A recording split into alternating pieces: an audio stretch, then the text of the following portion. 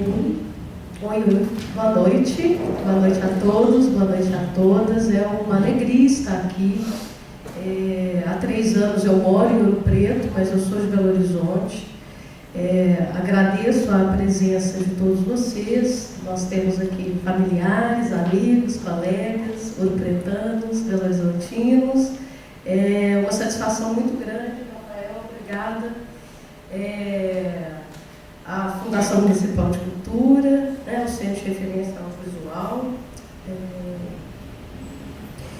para me convidar para integrar essa programação, esse último dia ali do audiovisual debate. Eu preparei um texto aqui, mas eu acho que eu já não vou ler mais, não, vou falar da minha cabeça mesmo.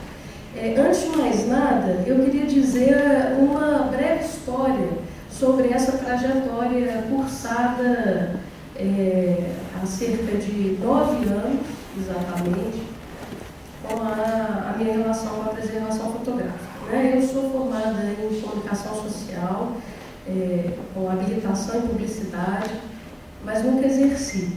Trabalhei sempre com fotografia, com tratamento de imagem digital. Até que um dia, em 2003, mais ou menos, 2004, para ser mais exato, eu fiz uma busca no Google, eu coloquei assim, tratamento de imagem digital. E aí o Google me respondeu 2 situações, 2 páginas que me chamaram muita atenção. Uma delas é a Escola de Belas Artes, um artigo que falava sobre a importância da fotografia digital para o tratamento da obra de arte. E uma segunda página que era a reinauguração do Centro de Conservação e Preservação Fotográfica da Funarte, no Rio de Janeiro. Naquela época eu era então empregada, recebia um salário mínimo, já tinha um diploma de formada. Virei para os meus pais, que estão aqui presentes, e falei assim: pai, mãe, acho que eu vou pedir demissão e vou tentar um estágio nessa área, porque eu estou achando isso tudo muito interessante. Aí fui até a Escola de Belas Artes, fui para o Rio de Janeiro, participei da Semana de Conservação e Preservação Fotográfica e pronto, contaminou, e desde exatamente 2004 eu trabalho na área de conservação de bens culturais. Entrei no mestrado em 2005 na Belas Artes, também na área de preservação da imagem. O tema específico da dissertação foi preservação da Rádio Nacional, das fotografias da Rádio Nacional do Rio de Janeiro. E, na sequência, em 2007, entrei como professora substituta da Escola de Belas Artes, onde fiquei até 2008. 2009, 2010, passei no concurso no UFOP, onde estou até hoje. E pretendo ficar, porque é uma cidade encantadora. E aí, chegando lá na cidade de Ouro Preto, na Escola de Minas, eu imagino que todos vocês aqui conhecem a cidade de Ouro Preto, certo?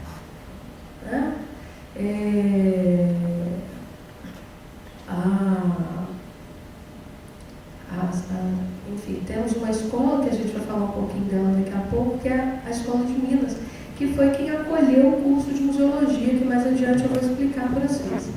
O curso de museologia é um curso que veio do Reúne. E desde 2008 ele está sediado, é o curso da universidade que está, então, faz parte da Universidade Federal de Ouro Preto.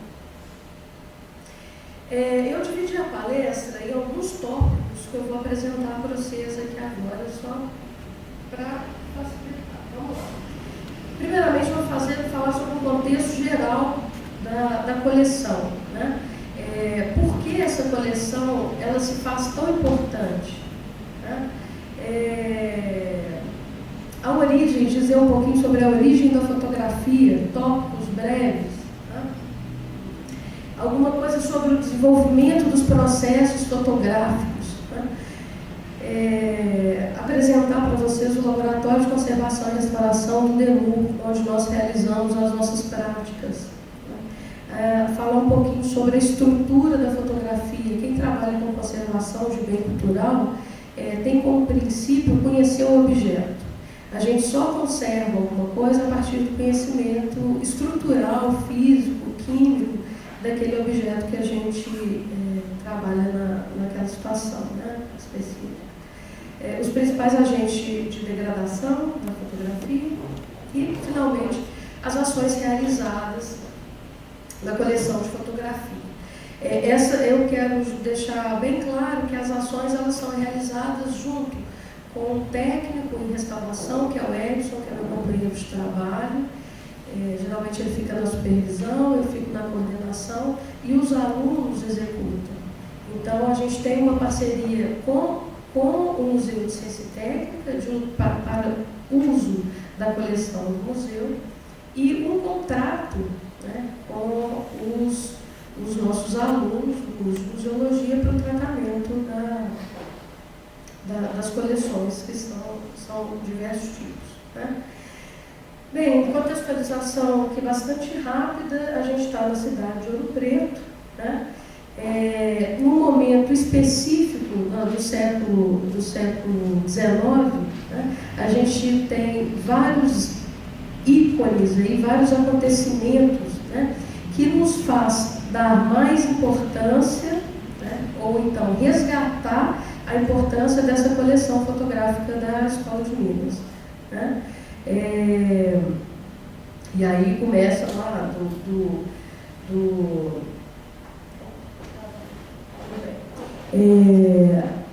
Vila Rica, né? Então cidade de extração de ouro, ela perde aliás, ela ganha, né, o título de cidade em 1823. Né? Em 1876 é então criada a Escola de Minas.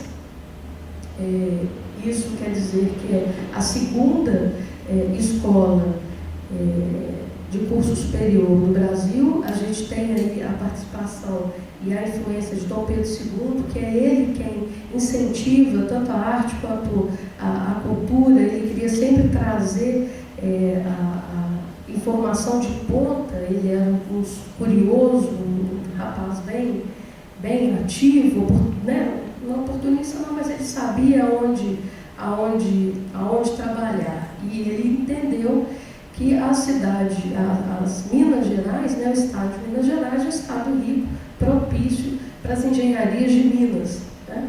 Diga-se de passagem que em 1839 é então instalada na cidade de Ouro Preto a Escola de Farmácia, que essa sim foi a primeira escola da América Latina. E um dado que eu trago a mais aqui é que em 1939 é também registrado o processo da daguerreotipia, né, o daguerreotipia. Ele é patenteado na França. Alguns outros dados históricos, que é a abolição da escravatura em 88, a proclamação da República em 89, né? E em 1897, Ouro Preto deixa de ser, então, a capital mineira. Né? A capital é transferida para Belo Horizonte. E aí, no início do século, nós tínhamos um declínio aí, em relação à exploração do ouro, e depois, no século já XX, Ouro Preto recebe uma degradação mais urbana, a cidade é mais ou menos abandonada. Bem, eu trouxe isso para apresentar mais ou menos uma contextualização aqui e dizer também que a história da Escola de Minas ela começa desde o século XIX.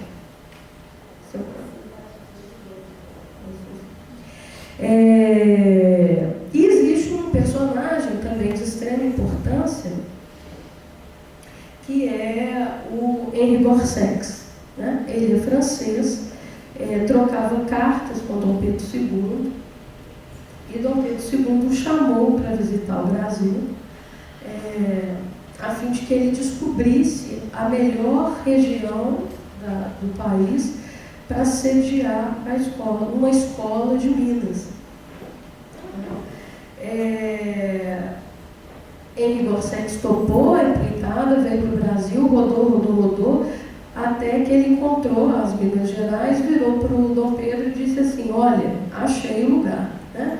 Minas tem um coração de ouro, é um coração de ouro num peito de aço.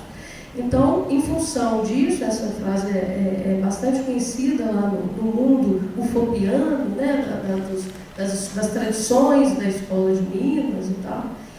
Os alunos da Escola de Minas gostam muito de dizer sobre isso e tal. É encontrado, então, um lugar ideal para ser implantada, criada a Escola de Minas de Ouro Preto, que foi assim chamada, né? No início, né, o curso, ele era um curso de engenharia de Minas e tinha algumas habilitações, né, na área de civil, geológica, Minas e metalúrgica. Bem, aqui eu trago uma foto do Luiz Fontana, do início do século XX, da cidade de Ouro Preto, né, bem do centro ali da Praça Tiradentes, e na vista do fundo, né, na vista, a paisagem do fundo, a gente tem então, Escola de Minas, que foi o Palácio dos Governadores, lá na época do Império, né? Bem, e aí, gente, em 1995, a Escola de Minas acontece, então, desde 1876, a Escola de Minas forma gente e tal. Em 95 foi construído a Escola de Minas do campus da Bauxita, do campus do Cruzeiro. E aí, os setores da Escola de Minas que ficavam no centro, eles foram transferidos para o campus da universidade. E como aquele edifício, né, foi destinado àquele edifício sediar, então, a memória da Escola de Minas, né? Qual que é a memória da Escola de Minas? Além de uma coleção de fotografias bem grande, assim, bem extensa, existem centenas de equipamentos científicos, né? Existem documentos, bibliotecas, arquivo, modelos para desenho em gesso, animais taxidermizados, quadros, pinturas, material de química, em função da disciplina de química. A gente tem uma coleção de vidraçaria enorme.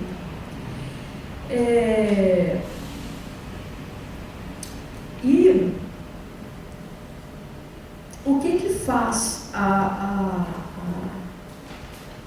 qual que é o que faz, não, mas qual que se torna a missão, então, desse Museu de Ciência e Técnica da Escola de Minas, da Universidade Federal de Ouro Preto, né? Associar aí as contribuições de Dom Pedro, né, mais as contribuições, né, de Gorsex, mais todo o desenvolvimento científico e tecnológico da Escola de Minas, juntando isso tudo, né, a gente encontra um conceito que é muito dito nas repúblicas de Ouro Preto, nas festas do 12, né, nos engenheiros formados de Ouro Preto, que é a tal tradição. Então, todo ex-aluno da Escola de Minas, toda festa do 12, a grande maioria desses alunos, alguns quase centenários, eles voltam à cidade de Ouro Preto e festejam com os jovens alunos de agora. E existe um lugar que é bastante especial para eles, que na verdade o que importa para eles é chegar até essa sala e mostrar para os seus familiares os seus retratos de tudo, que é então a galeria de ex-aluno da Escola de Minas, né? Essa galeria é uma coisa muito curiosa, assim, porque ela tem mais ou menos, acho que ela não tem 100 metros quadrados. E ela conta uma história dos processos fotográficos. A gente tem desde as das impressões, principalmente, né? A gente tem desde albuminas, que eu vou falar daqui a pouco o que é uma albumina, é uma impressão do século XIX, até impressões feitas em placa de aço, né? No século XXI, impressões digitais.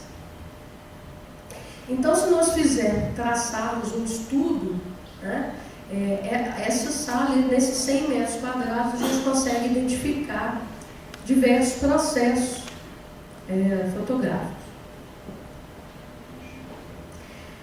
Para além dessa sala, né, existe um outro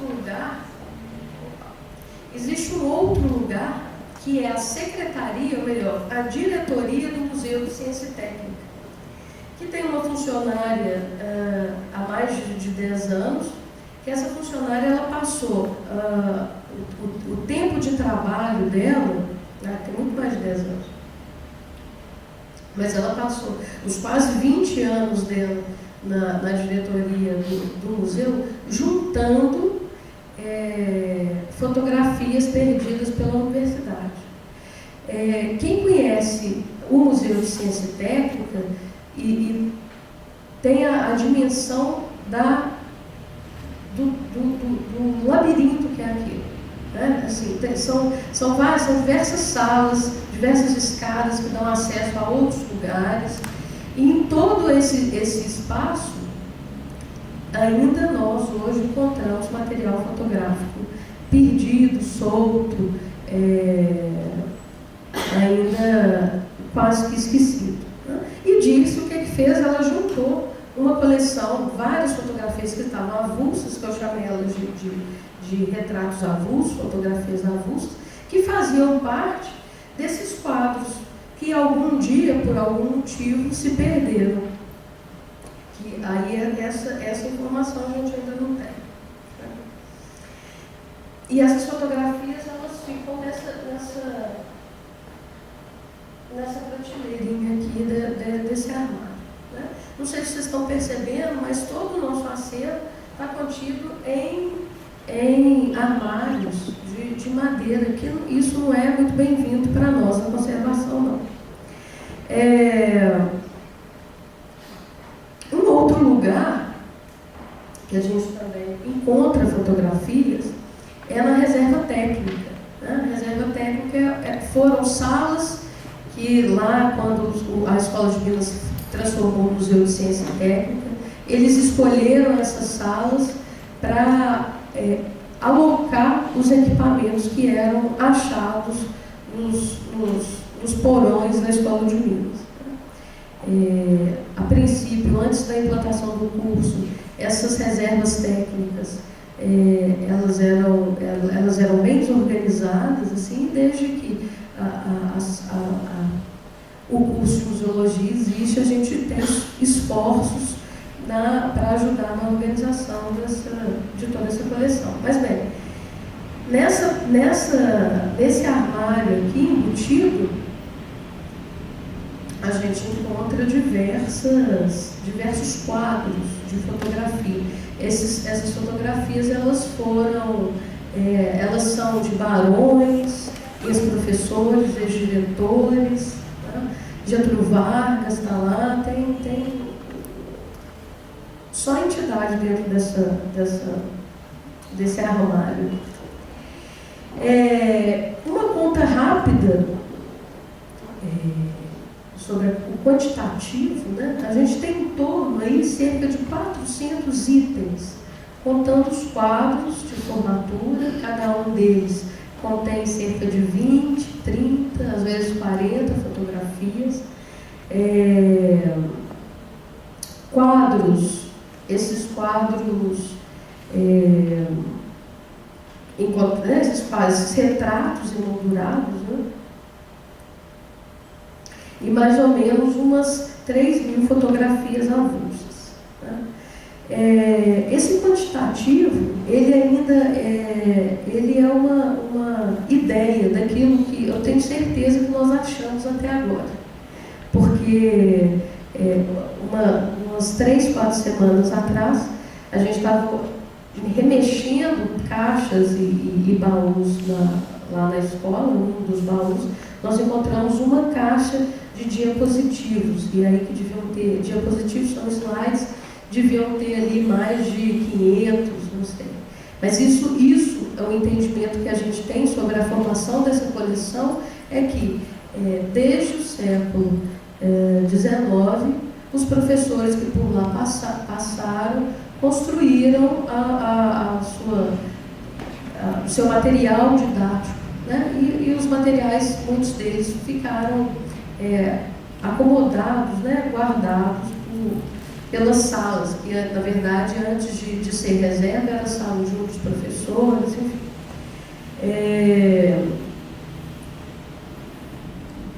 O entendimento que a gente tem, que eu já falei há pouco, é que é necessário, antes de mais nada, conhecer o objeto, né?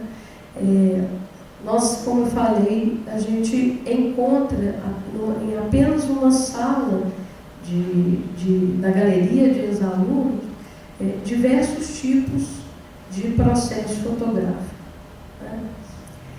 Uma das vocês sabem o que é isso que está aparecendo aí na imagem? Alguém tem uma sugestão? Esse é um daguerreótipo. É aquele que foi inventado em 1839. Tá? É um processo fotográfico.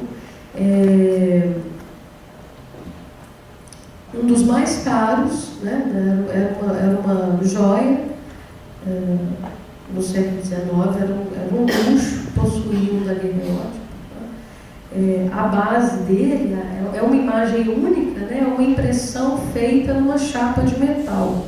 E esse estojinho, ele fecha e vira como se fosse uma joia mesmo. Tá?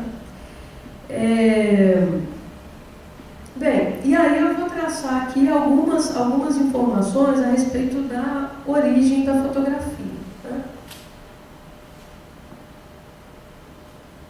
Fotografia é um processo super simples de fazer. Né?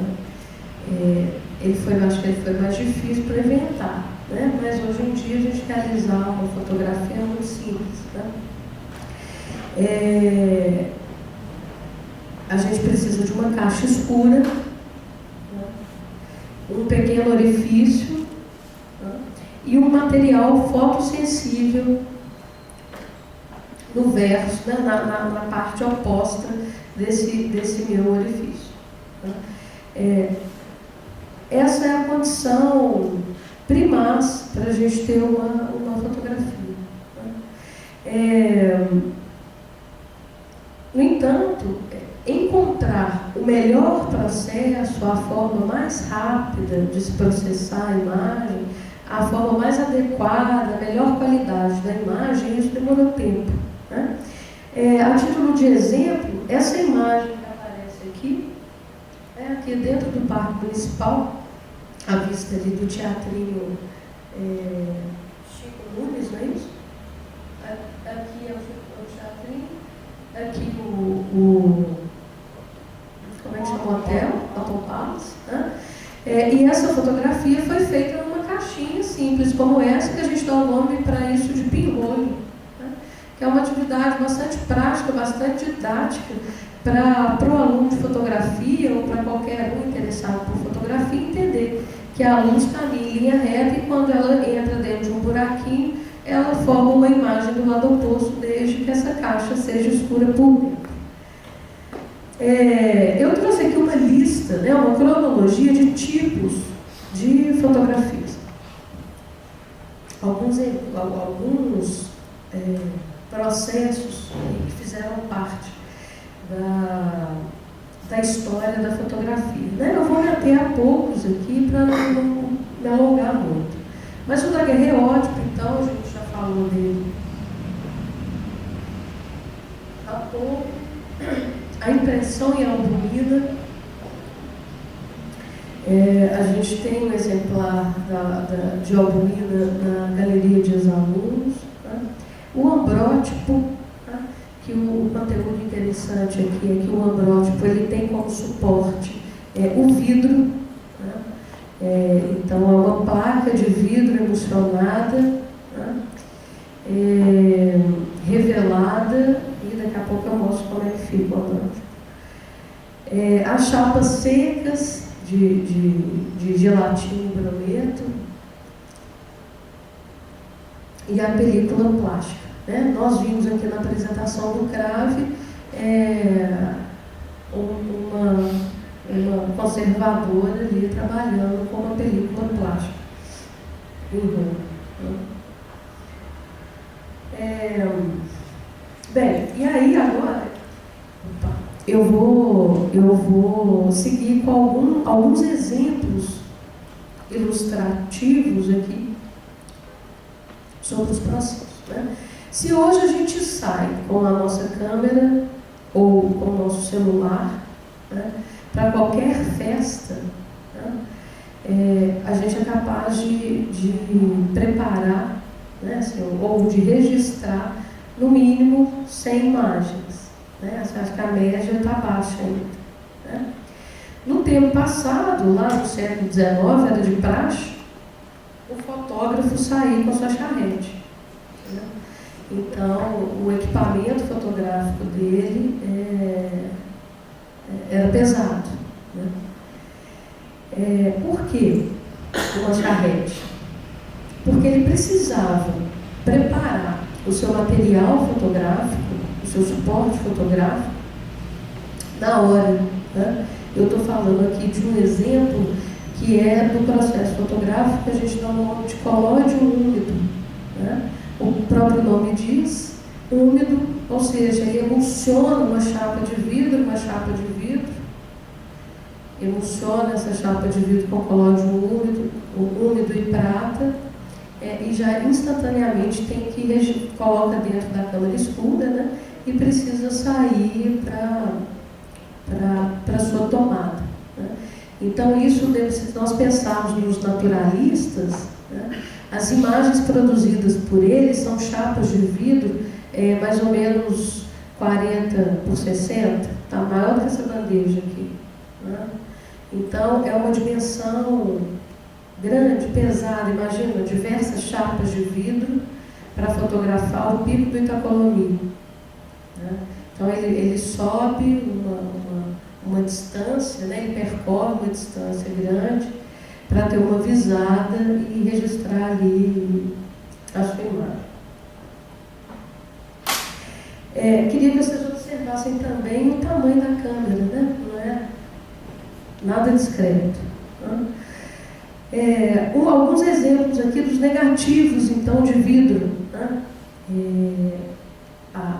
Exemplos aqui da chapa úmida, né? Que é o ambrótipo.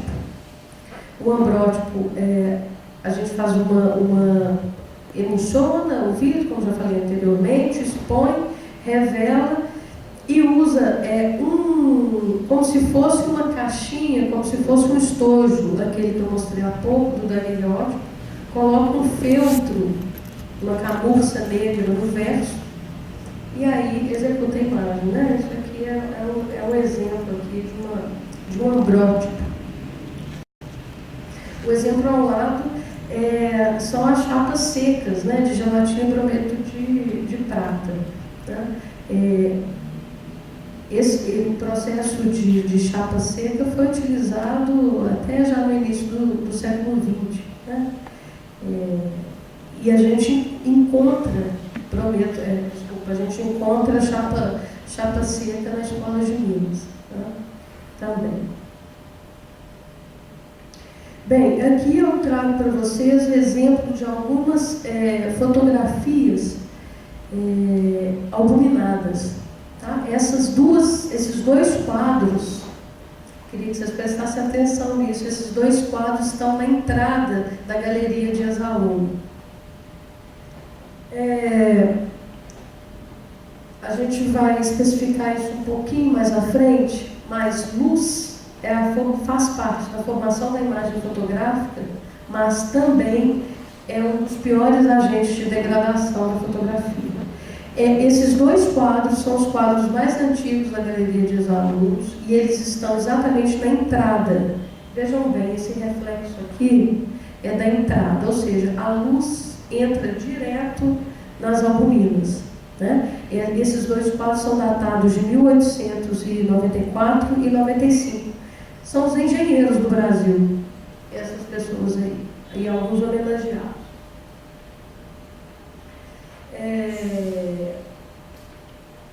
E aí, talvez vocês estejam aí se perguntando, mas por que já não mudou, né, esses quadros de lugar? Com o tempo, né, gente? É passo a passo, é devagar, né? Como eu disse anteriormente, a Escola de Minas ela é marcada por tradição, né? Se o engenheiro, né, que todo 12 de outubro chegar e não reconhecer aquela galeria da forma que está, ou se ela não estiver muito bem justificada, eles vão reclamar, né? Então, é preciso ter... existe já uma iniciativa, um projeto, mas a gente tem que amaciar a carne antes de tudo, né? Uma outra coisa que eu queria dizer é que, apesar de ser museu de ciência e técnica, os diretores, desde muito tempo, eles são engenheiros. Lá não existe um museólogo, não existe um profissional da conservação, né? A colaboração que existe é com o departamento de museologia, né? Então, estamos em tempo no processo mesmo aí de realizações de tarefas, né, e de conscientização.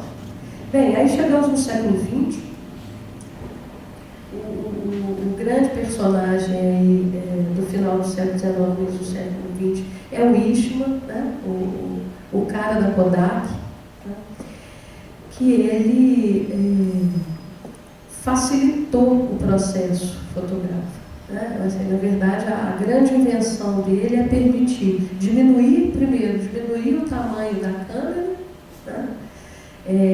E gerar o negativo de rolo, né? Então as imagens já podiam, numa mesma câmera, você podia sair com a câmera e realizar mais de uma tomada. Não tinha que trocar o tempo inteiro as suas chapas de vidro, o processamento já estava mais rápido, né? E gostaria que vocês observassem também que a gente já tem uma câmera bem menor, né, amadora, uma câmerazinha de mão, compacta, no final do século XIX e início do XX, né? Aqui é um exemplo apenas do processo, né, que a gente usava do rolo, tá, de filme.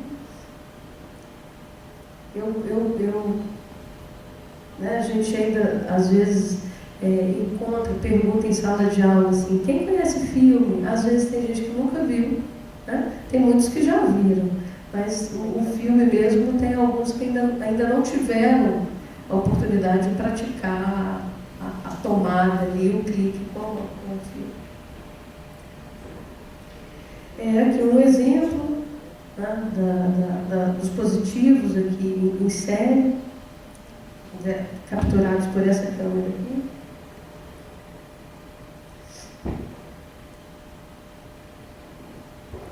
Bem,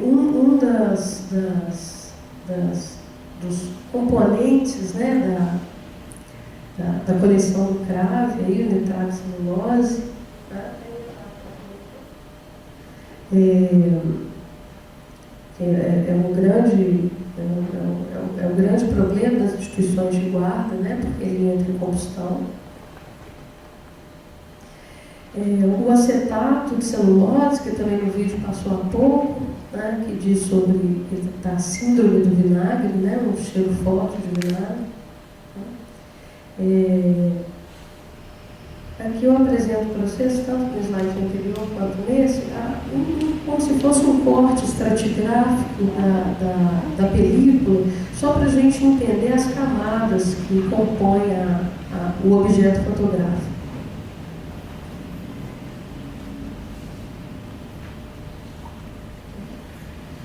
Já o poliéster, a gente já tem mais familiaridade com esse. Né? Algumas cópias, né? Camada em cores, né? Já a revelação em cores, tá? Papel fotográfico em preto e branco. Tá? Algumas imagens que eu vou mostrar aqui para vocês, a maioria delas, principalmente aquelas que estão avulsas, que eu chamei de fotografia avulsas, elas compõem essa coleção aqui, ó, papel fotográfico PIB de 3 camadas. Gelatina, né, emulsão de gelatina com prata, mais barita, mais papel. Daqui a pouco eu vou mostrar para vocês um corte estratigráfico de uma dessas fotografias.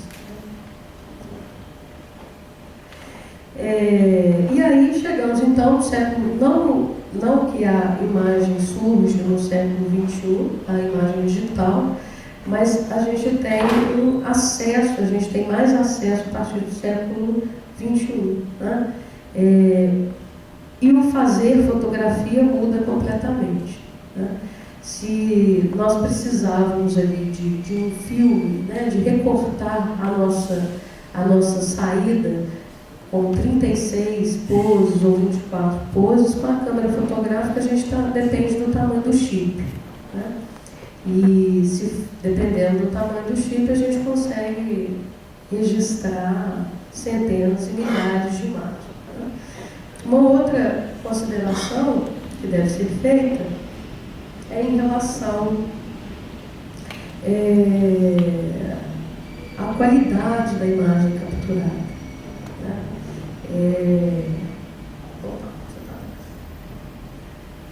Cada equipamento fotográfico digital, né, ele contém um sensor.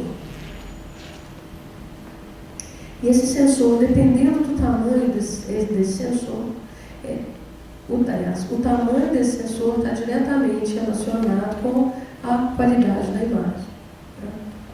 Então, se antes nós vivíamos pautados no 35 milímetros como sendo o objeto fotográfico popular, né, de maior acesso, amador, que todo mundo saía e fazia, hoje a gente tem dificuldades no âmbito da preservação em função da qualidade, muitas vezes, da imagem.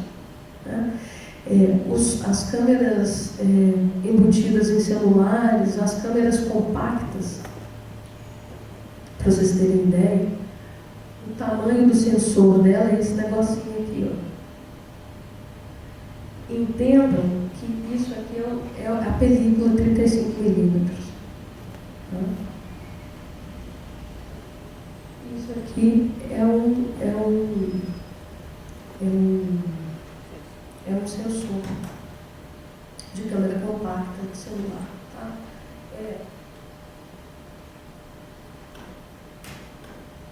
O que quer dizer?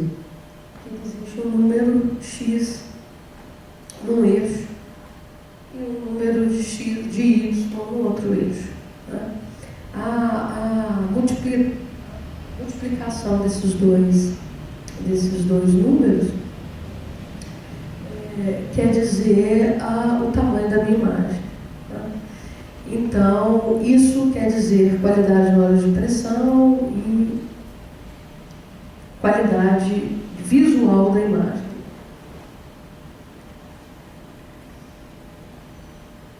Bem,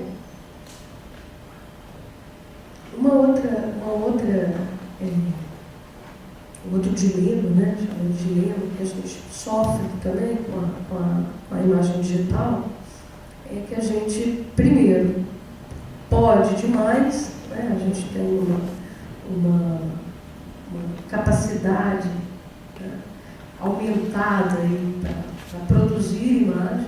Né? No entanto, né, a gente tem uma dificuldade de acompanhar os processos eletrônicos, né, os processos digitais, os equipamentos digitais. Né?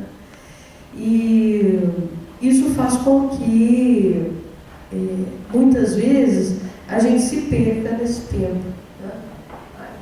Exemplo disso são os disquetes. Né? São muitos, aliás, ou às vezes, muitos de nós aqui, pelo menos, eu, na verdade, me coloco aqui como personagem. O meu material de faculdade ele foi gravado num disquete. Né?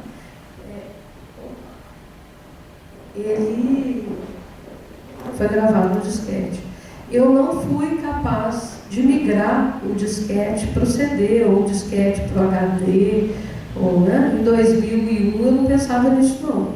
Para mim o disquete estava ali e o disquete ia perdurar até, né? Sei lá. Mas enfim, muita informação que ficou guardada dentro dos meus disquetes de faculdade, eu não tenho mais. Né? Em contrapartida, há mais ou menos uma semana atrás, eu revi arquivos de 2001 que estavam dentro de um HD de um computador do meu irmão. Então eu consegui recuperar o HD e a informação digital estava ali. Né? E agora é salvaguardada, né? Já não está mais, já tirei ela daquele HD velho que ficou sem rodar um tempo, né? Que na verdade tivemos sorte, né? E já migramos a informação de lá para o outro computador. Né? E uma dica que é uma dica simples, mas ela é bastante razoável, para a preservação digital, é a gente manter uma coerência na organização dos nossos arquivos. Né? O simples fato do lugar onde se descarregam-se as imagens, né? O cuidado de renomear aquelas imagens, né? De renumerar as imagens, né? Esse procedimento simples, né? Isso nos ajuda a preservar a nossa informação. E sempre, né, manter um HD espelhado, ou seja, a informação que está num precisa estar contida em outro também. Tá? De preferência, pode ser podem ser dois HDs no computador, né, dois HDs internos, tá? E um externo, né, aquele que você vai levar para alguma apresentação e coisa parecida. Né? E não confiar demais nos pens, né, nos pendrives, que aquilo ali é uma memória flash, que ainda é muito vulnerável, assim, mas enfim, tá. Os computadores hoje, uma parte boa deles, a memória já é flash. Bem, e aí eu quero dizer um pouquinho para vocês sobre o curso de museologia, né? Que são, de fato, os atores, né, dessa nossa ação. Né? São esses meninos aí do curso de museologia, nós do departamento, que estamos labutando dia após dia para melhorar as condições de guarda e de critérios do Museu de Ciência Técnica e também do Museu da Farmácia. Uma das especificidades do nosso curso lá na UFOP é que a gente tem 2 museus centenários à nossa disposição. Isso quer dizer que a gente tem milhares de objetos em estados de conservação muitas vezes péssimo. Né? Então, existe um trabalho prático a ser realizado. Né? Mas é importante dizer também que existe orientação, existe supervisão, né? Existem critérios que nós adotamos. Né? Não temos a pretensão de ensinar restauração para nenhum aluno de museologia, senão a nossa intervenção ela é bem preventiva, né? E é com esse conceito que a gente segue as atividades. essa imagem aí, ela aconteceu esse ano, que foi todo semestre, como tradição, a gente faz uma aula inaugural. Tá? E essa aula aí aconteceu na Igreja do Pilar. E, enfim, foi um momento de registro aí nosso. Bem, então, apresentar para vocês o nosso local de trabalho. O Laboratório de Conservação e Restauração, ele fica sediado no Museu de Ciência e Técnica. O lugar é estratégico. Quando o curso ele foi implantado pelo Reúne em 2008, uma das condições e das propostas, contrapartida da implantação do curso, foi cuidar do acervo do Museu de Ciência e Técnica, porque os diretores que por lá ficaram décadas, eles sabiam do mau estado de conservação dos objetos, principalmente dos instrumentos científicos que lá detêm. A gente tem, como falei há pouco, uma diversidade de tipologia de acervo, né? Desde gessos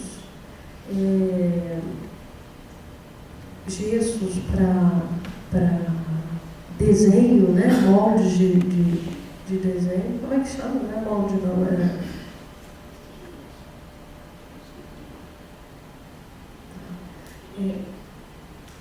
Louça. Eu pedi os meninos que estão aqui, que vieram comigo, falando, gente, se eu esquecer de alguma coisa, vocês me falam. Aí tá aí todo mundo caladinho, fazendo passar pergunta. Modelo, obrigada, Tadeu. Louça, né? Eu aqui tenho um equipamentozinho científico, as molduras, essa específica aqui é o retrato do Getúlio Vargas.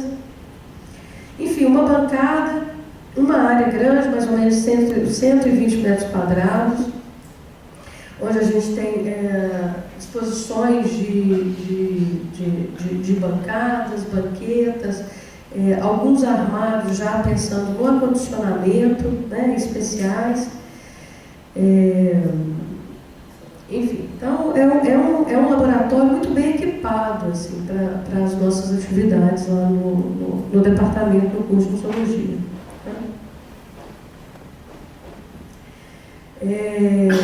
Trago aqui para vocês alguns exemplos, né, ilustrando a nossa realidade, né? Alguns trabalhos de realização de limpeza de livros, organização dos modelos em gesso, né? Acondicionamento, limpeza e acondicionamento das reservas técnicas, a organização dos animais taxidermizados. Né? Nós promovemos também cursos de taxidermia. Aqui são os discentes lá trabalhando, cortando o bichinho e preparando eles para a exposição. Né? Vários modelos de pontes em madeira, alguns em péssimo estado de degradação. A gente tem tentado organizar as nossas reservas técnicas por tipologia. Né? A gente tem hoje dedicado à guarda de acervo 3 reservas. Né? Em uma delas a gente tem uma estante deslizante, obrigada, com mais ou menos uns 4, 5, 6 biombos, né? Mas que não é capaz de acomodar toda a nossa coleção, não. Mas pelo menos as coleções de menor porte, a gente tem conseguido colocar dentro das estantes deslizantes. Tá?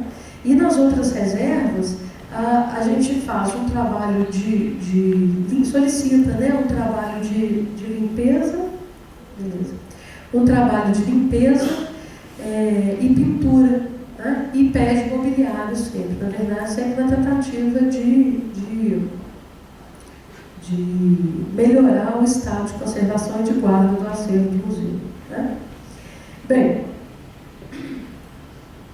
antes de mais nada, eu vou apresentar para vocês uma estrutura, um corte estratigráfico de uma fotografia, né? A gente tem uma base gorda, essa base porosa aqui, que são as fibras do papel, né? Uma camada lisa, branca, né? Que é a barita, né?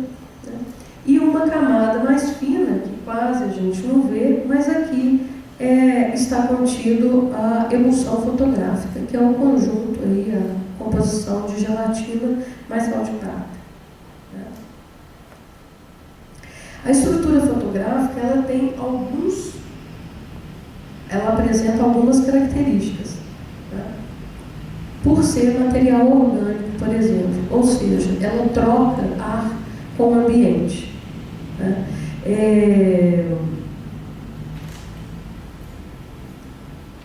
E um dos principais agentes de degradação desses materiais, que a gente chama de material orgânico, né, que a composição básica dele é a celulose, os piores agentes de degradação são a umidade, né, associada com a temperatura, né, e os ataques de micro-organismos, né.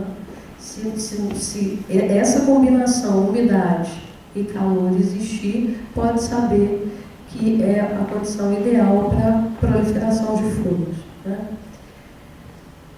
Falei há pouco aqui dos nossos materiais higroscópicos, né, que é o nome para esse tipo de material que troca moléculas de água com o ambiente.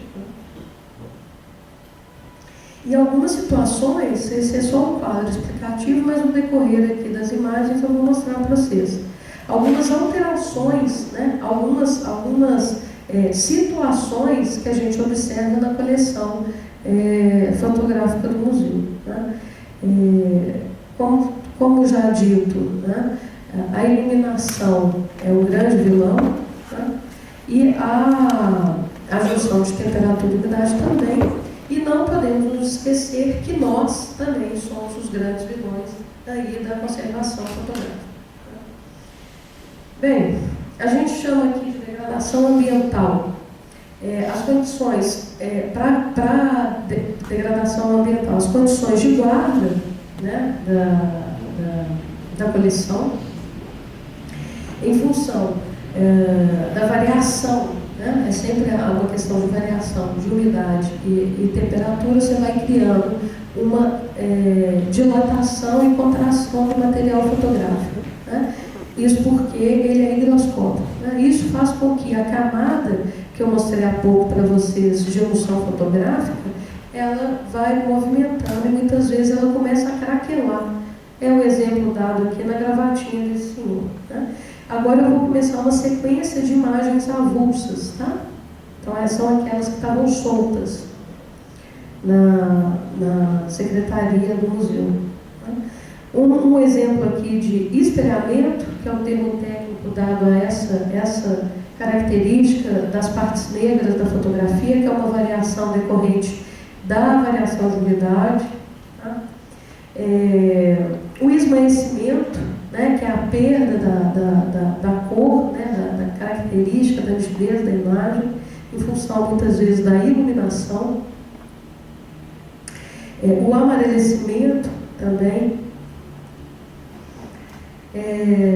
Condições inadequadas de guarda, né? A gente percebe aqui que essa fotografia foi pisada literalmente, né? Isso aqui são marcas de pé, de sapato, e uma sujidade absurda, né? Respingos de chuva, ou seja, um lugar completamente inadequado. A proliferação aqui dos nossos fungos, né? Que em Ouro Preto é um lugar super propício para isso, né? Eles adoram a cidade de Ouro Preto, condição ideal. Excremento de inseto, né? Aqui a gente tem, não sabe o que foi, mas eu acho que foi uma pomba. Uma degradação aqui em relação às intervenções né? A nossa, muitas vezes, boa vontade de enegrecer aqui ou acinzentar a perda da emoção fotográfica, muitas vezes consolidar um rasgo, né? Uma perda com fita durex, né? Uma fita adesiva que é extremamente ácida, proibidíssima para o mundo da conservação.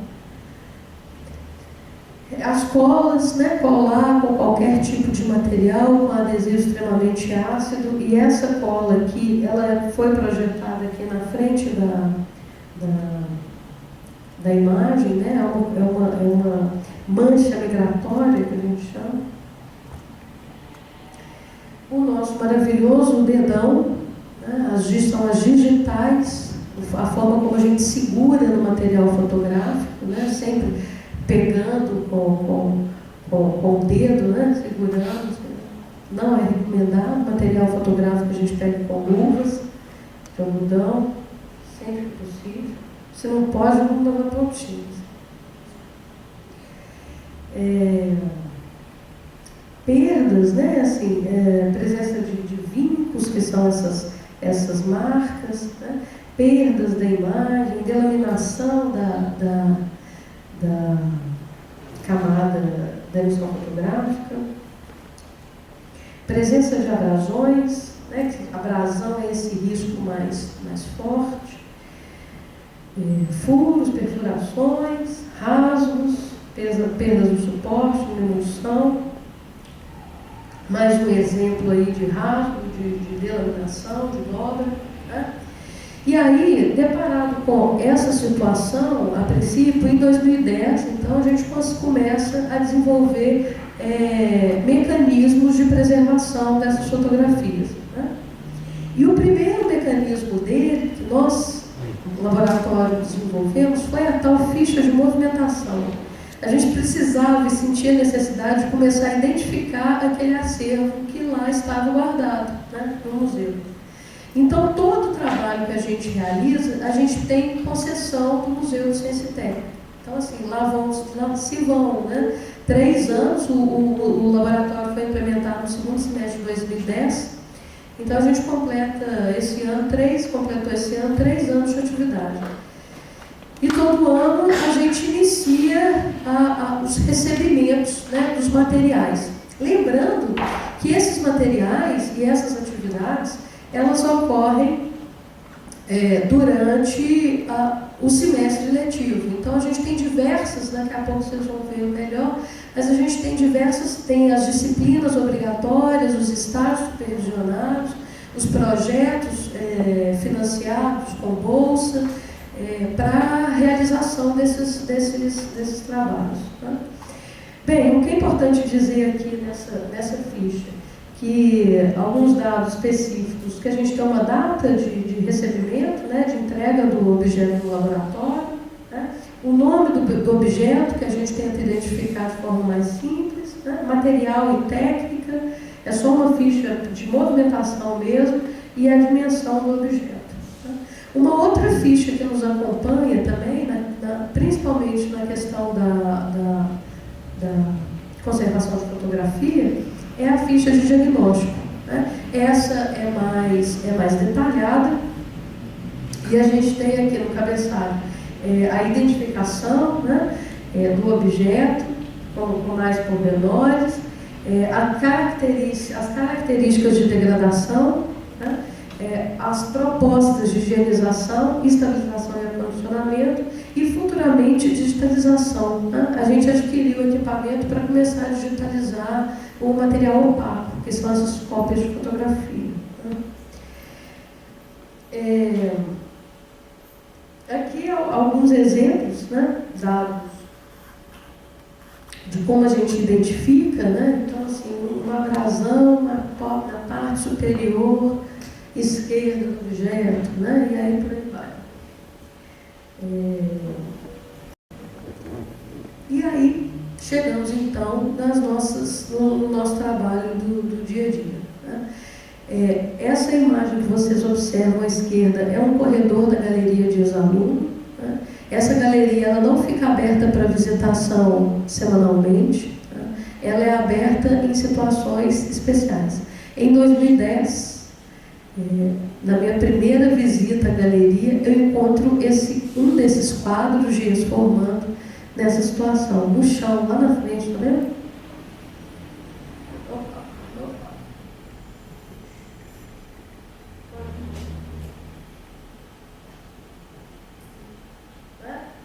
Então, recolhemos, pedimos ao museu que nos entregasse de forma correta, com a ficha de movimentação, recolhemos o material e realizamos a primeira atividade com os alunos na disciplina MUL 24, né, que ela se chama Preservação e Conservação de Bens Culturais 2.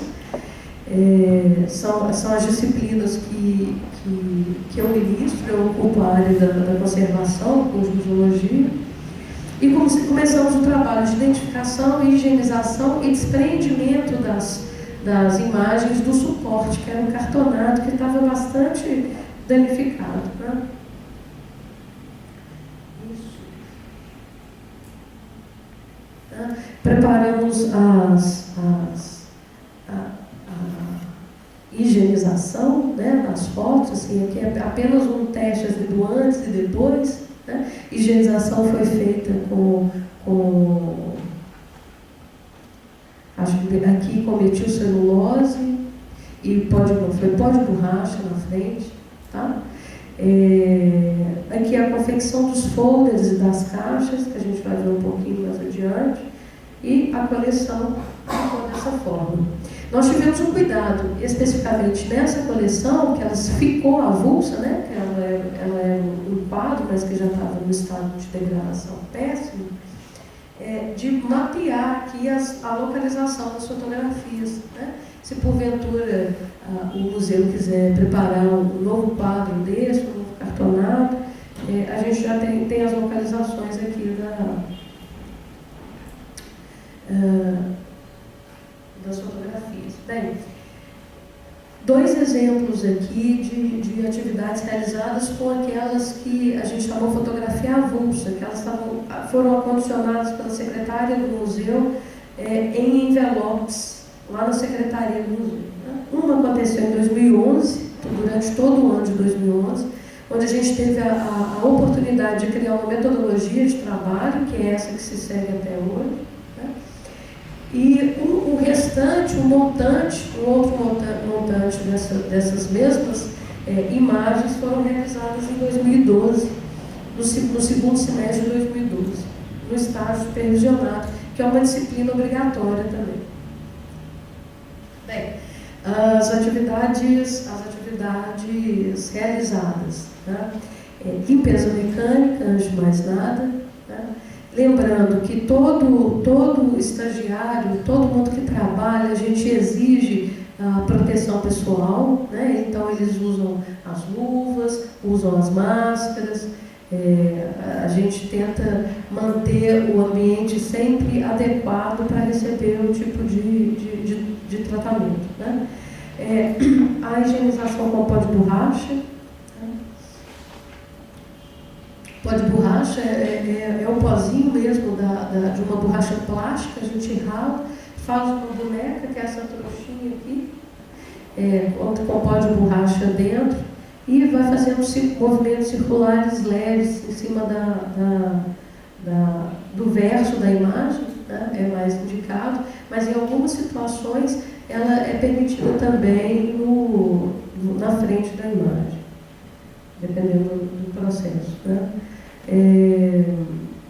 Aqui a gente tem a limpeza química. Né? Essa limpeza, principalmente, a principal ação dela é retirar excesso de adesivo. Né? Lembrando que sempre essas fotografias elas fizeram parte algum dia de um quadro. Né? Então elas sempre apresentam muita cola. Né? Uma coisa que as substâncias que a gente usa, na maior parte das vezes, é acetona PA. A gente tenta sempre usar o menor químico, o químico menos tóxico que a gente puder utilizar, a gente utiliza. Né? As consolidações, né? Sempre feitas com papel japonês e metilcelulose. E elas recebem as camadas, não, um papel de... mas é um papel que suga, né? Mata borrão, obrigada, gente. Mata borrão para receber o que resta de umidade da metilcelulose, né? Carbono de metilcelulose é um tipo de adesivo, né? Mas ele não é ácido e recomendado para o tratamento fotográfico e conservação e restauração de papel. Aqui as nossas práticas em relação ao acondicionamento, né? Nós desenvolvemos então esse acondicionamento em caixa. Né? Essas caixas elas variam de tamanho de acordo com a quantidade de imagens que continham os quadros. Né? A gente trabalha a dimensão da caixa. Então, por exemplo, uma caixa ela pode conter apenas dois blocos de conjuntos de 10 fotografias sobrepostas e dentro de folders, né? E essa caixinha cruz, né? E hoje essas fotografias elas se encontram acondicionadas dentro do laboratório de conservação num armário adequado, né? E devidamente acondicionado.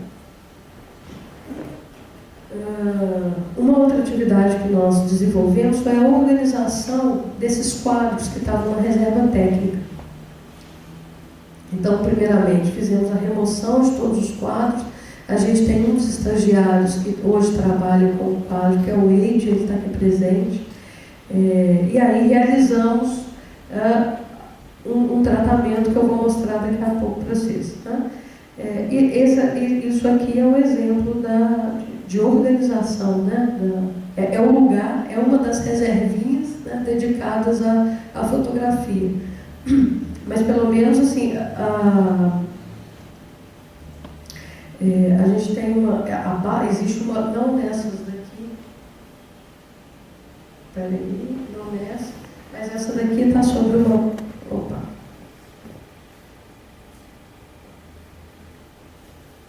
sobre uma base plástica.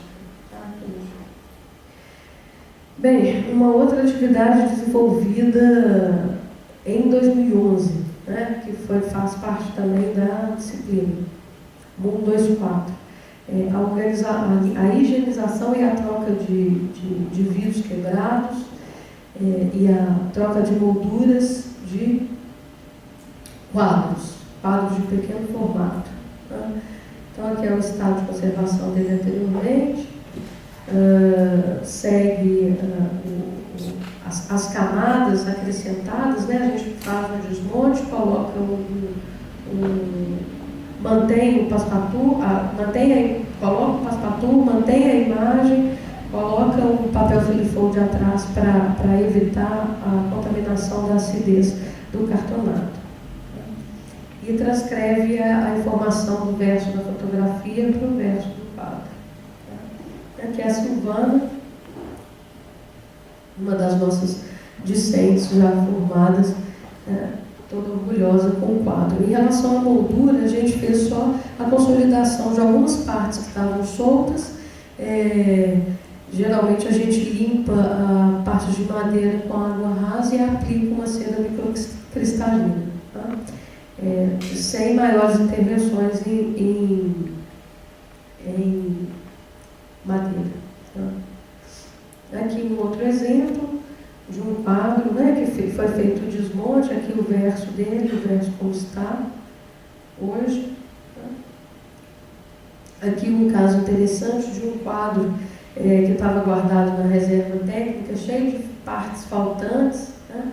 O letreiro dele estava todo solto, né? E um dos trabalhos desenvolvidos foram voltar as letras, né? Consolidar essas letras novamente no quadro e algumas letras faltantes né, e que a gente tinha referência com o escrito, com o escrito anteriormente, a gente reconstruiu, né, e voltou, e voltou assim, e colou. Né?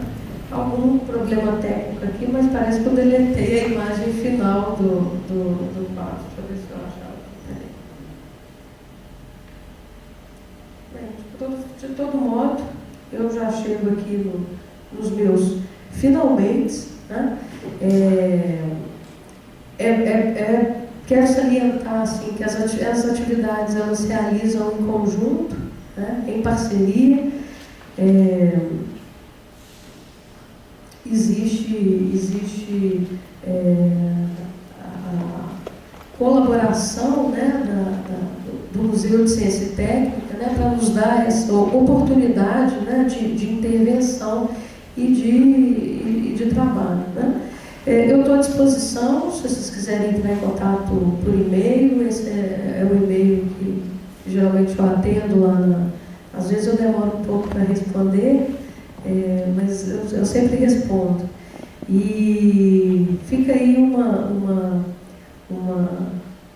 dica que faz parte daquilo que eu acredito, que preservar uma fotografia significa também ilustrar uma lembrança. Agradeço a presença de todos, agradeço, Rafael, acho que eu passei um pouco do tempo, então tá bem. Então, obrigada.